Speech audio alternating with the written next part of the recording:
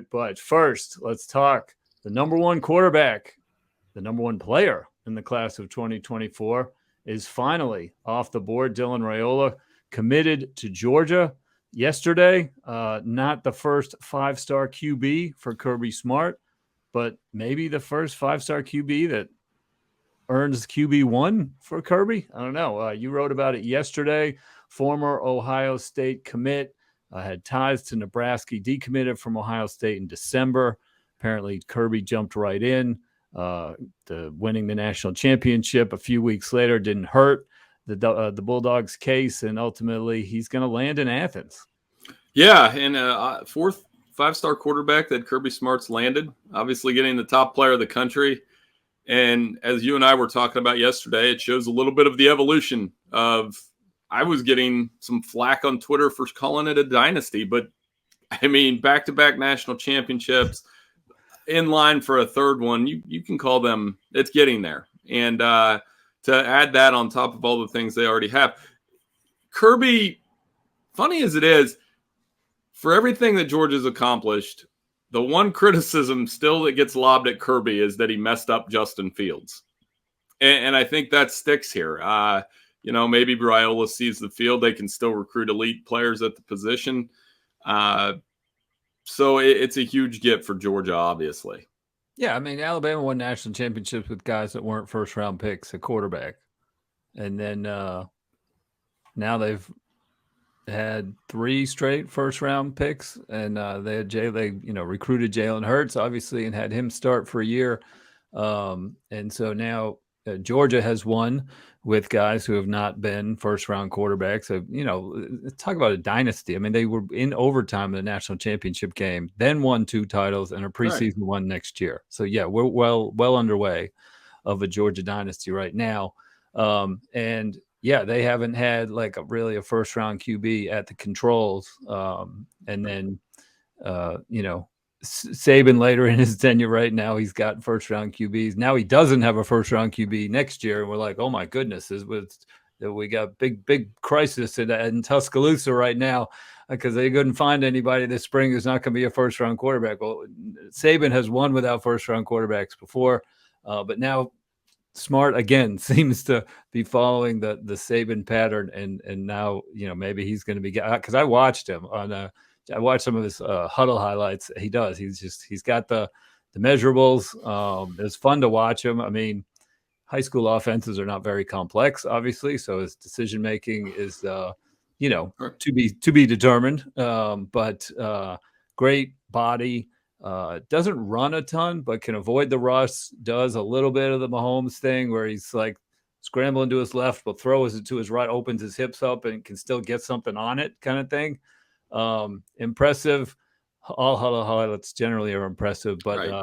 You can see things. How he avoided the rush every once in a while. His deep ball is very nice. And like I said, he gets rid of the ball pretty quickly. It's about evolution, though. I mean, Saban's dynasty evolved. Early, it was Mark Ingram and Trent Richardson and even Derrick Henry, and now it revolves around the quarterback. And the Raiola feature we wrote yesterday, I asked the question to Kirby Smart at the championship game of, are you frustrated as a defensive coach that these semifinal games are 55 to, or whatever the TCU Michigan score was, 51-45.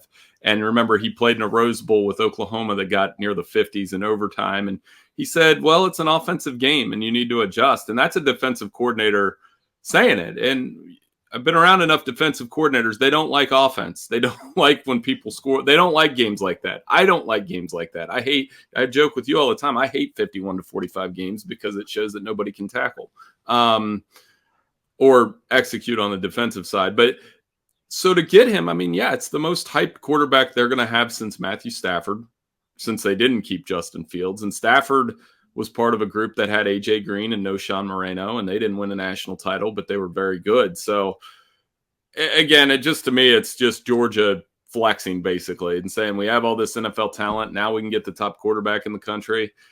Obviously, like what Mike Bobo had to say, the beat goes on at Georgia. The rich get richer. Yeah, it's not like their QB room isn't fairly deep already. right now. They've got guys waiting in the wings behind Carson Beck who are pretty good high school credentials anyway. So we'll see where that goes. So I looked at, with Raiola off the board, excuse me, the top 15 QBs, according to rivals.com, are off the board now. And I was kind of looking down the list. Georgia has got the number 1 quarterback. Alabama has number 2 quarterback in California, Julian Sayin. Michigan landed the number 3 quarterback out of Charlotte, Jaden Davis. Those are 3 schools that sound like they regularly compete for the playoff spots, Bill. Yeah, who knew? And then Aaron Noland, Ohio State down at 11. There was a lot of written about Noland and Davis were at the same camp, and these camp counselors have a sense of humor. They put those 2 back to back in the same drill. So, yeah, you got to have quarterback. You got to have quarterback depth. One of the impressive things with Georgia is all 3 of the guys on their roster now, back and Vandegrift and Gunnar Stockton, 1, none of them went in the portal. 2, they all have a redshirt year under them. And Kirby's been able to stick with the philosophy, with the exception of 2023, of landing a quarterback each year and keeping most of those quarterbacks now, except for the 5-star guys. So that's what makes this Raiola thing so interesting. But yeah, who knew that the top quarterbacks in the country are going to the best places in the country? And CJ Carr at Notre Dame will be one that we'll watch very closely. Obviously, we all know about the recruitment there and being grandson of Lloyd Carr and all the drama that caused. But it will be weird for some Michigan fans to see Lloyd Carr's grandson in a Notre Dame uniform. But by all accounts, he's a pretty good one. Will Lloyd Carr wear a Notre Dame hat? Oh, he already did. There's the picture of him. Yeah, he had the picture at the commitment. So everybody was like, well, that definitely looks weird. But no, it's a loaded class, and it's, again, the rich get richer as we get ready for the 12-team playoff era. Yeah, so you mentioned Carr. He's the 4th rated QB. DJ Lagway at number 5 went to Florida, a team that desperately needs some good QB news. So they're in good shape there. Arkansas QB Walker White, not to be confused with Walter White, is headed to Auburn, and they obviously need QBs as well. And then you mentioned, Ohio State ended up with Aaron Noland, who has a better name than Dylan Raiola. Maybe not a better game, though, but he is the 11th ranked QB, and he will be heading to Columbus from Georgia. So that's where the QBs stand. They're all kind of off the board. Now the rest of the classes can sort of take shape. Many have already, but the competition for the wide receivers will get clearer. For them, they're usually kind of the last ones off the board to commit, and they like to see where the QBs are going before they end up committing. So